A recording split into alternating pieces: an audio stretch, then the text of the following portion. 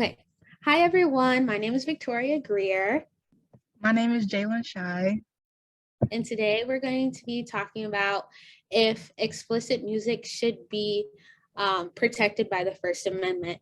So, music is a form of expression that has existed for thousands of years, but now, well, more recently, within the last century, there's been more music that, kind of goes against the traditions of what people normally would listen to. And especially in this day and age, there's a lot of music that has more raunchy and violent lyrics.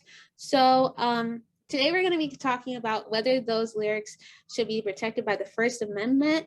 And we're going to be talking a little bit about censorship. So I kind of want to explain what censorship is, and then Jalen will explain what the First Amendment is. And then we'll get into some of the points that we're going to be talking about. So censorship is the suppression of words, images, or ideas that are deemed quote unquote offensive. And it happens whenever some person succeeds in imposing their personal or political or moral views on others. And so that's just kind of a baseline definition. And now Jalen's going to talk about what the First Amendment is and what it covers.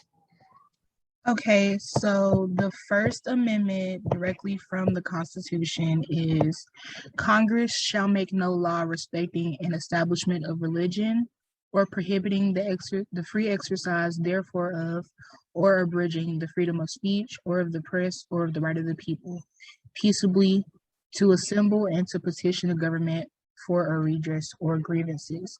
And essentially what this First Amendment does is that it protects our right, our freedom of speech, our freedom of religion, anything. To the government cannot regulate how we express ourselves as citizens. But what tends to happen is, specifically with what we're talking about with music, is that people are now making direct threats and using this artistic expression of sorts to express otherwise illegal activities such as slander, fighting words, or threats. So today I'm going to be arguing that explicit music should be protected by the First Amendment. And the first point I want to go off of is that in the definition we just announced of censorship, the word offensive is in quotations. And when talking about what should be protected by the First Amendment, censorship obviously plays a role. But my question is, who decides what is offensive?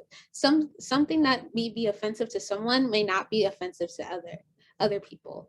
And you might think this is just a question, but this can lead to an abuse of power, and it could lead to people with uncommon opinions being punished for the opinions that they have. That's why I'm kind of concerned, because if explicit music is not protected by the First Amendment, you're going to have people saying, oh, this is offensive, I don't like it. This is offensive, I don't like it. And it's just like, who gets to decide what is allowed and what isn't? So it's just better I feel like it's better just to make everything allowed, with certain constraints and limits. And then people can decide whether or not they want to tune in or want to partake in this certain piece of media.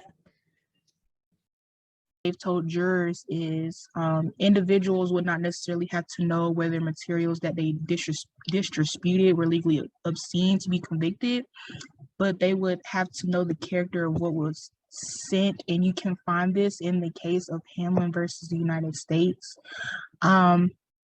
Sometimes most of the time it depends on the manner in which it was sent. So for instance, there was the case of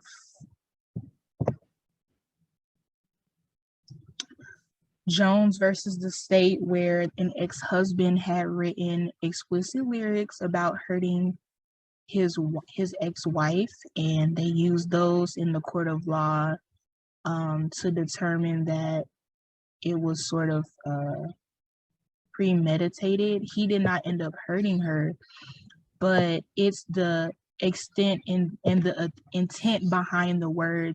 We only have these conversations when we want to persecute the person that we are persecuting somebody that we don't like. You know, if it's Biggie Smalls, oh, whatever he says is fine. He's the GOAT, he's a G, like whatever you want to believe. But then when it comes to Megan Thee Stallion, when it comes to Cardi B, when it comes to these Black female rappers or Black female artists, everybody wants to say, oh, we need to censor, oh, we need to cancel explicit music. And I think that's not fair, because when it comes to this conversation, it's always Black musicians that are getting attacked. So is one of the biggest issues with